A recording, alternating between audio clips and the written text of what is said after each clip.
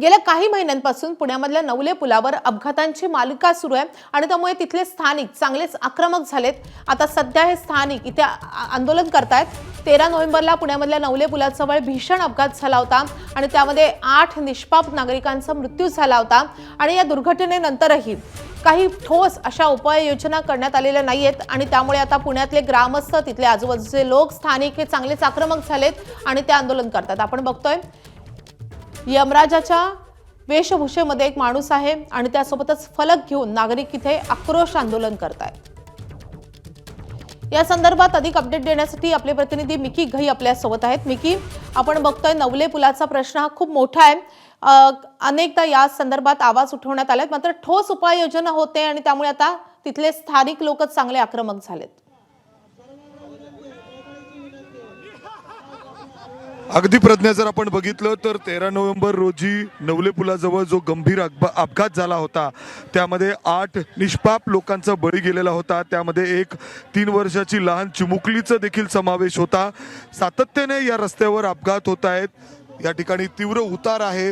प्रशासक येतात, किंबहुना इतर अधिकारी या ठिकाणी येतात, नेते येतात, भेट देऊन जातात, मात्र कुठेही उपाययोजना केली जात नाही।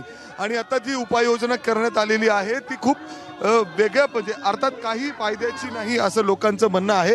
आणि त्यामुळे जर आपण बघितलं तर एक वेगळ्या पद्धतीने इथले जे लोक आहेत, स्थानिक आहेत, आंदोलन करतायत। आपण त्यांच्याशी इथं बोलण्याचा प्रयत्न करू। दादा, काय सांगायचा प्रयत्न करताय तुम्ही या माध्यमातून?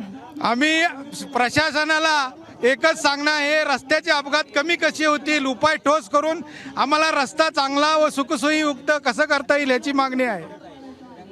बरं दादा, इथं काय प्रॉब्लेम आहे? सध्या तरी जर आपण बघितलं तर 30 किलोमीटरचा वेग या टप्प्यामध्ये बंधनकारक केलेला आहे। 30 किलोमीटर शक्य आहे का? काय बदल होत आहेत? 30 किलोमीटर एवढं जास्त अपघात होतील, कारण मागून येणाऱ्या ज्या गाड्या आहेत त्या गाड्या फुल स्पीडने असतात। उतार हा फुल स्पीडने आहे। न्यूट्रल गाडी जरी केली तरी 120चा स्पीड असतो। तो 30 स्पीड करून उपयोग नाही, इथं तातडीने कायमस्वरूपी उपाययोजना झाली पाहिजे। तुम्हाला लागलंय म्हणजे डोक्याला पट्टी बांधून आलात, एक वेगळ्या पद्धतीने आंदोलन करताय, बदल होत आहेत का खरंच या रस्त्यावर ज्या पद्धतीने उपाययोजना करायला हवेत? मी एक कॉमन मॅन म्हणून सर्वांच्या वतीने माझी बाजू मांडतो।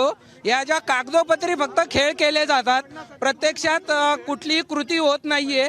जे स्पीड कमी केलाय त्याने कुठलाही फरक पडणार नाहीये।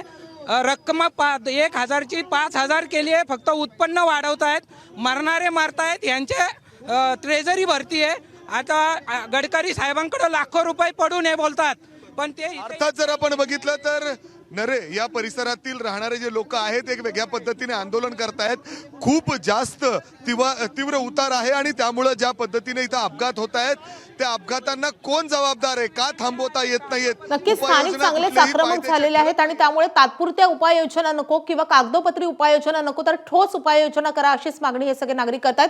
मिकी, धन्यवाद या सगळ्या सविस्तर माहितीसाठी। एबीपी माझा, उघडा डोळे बघा नीट।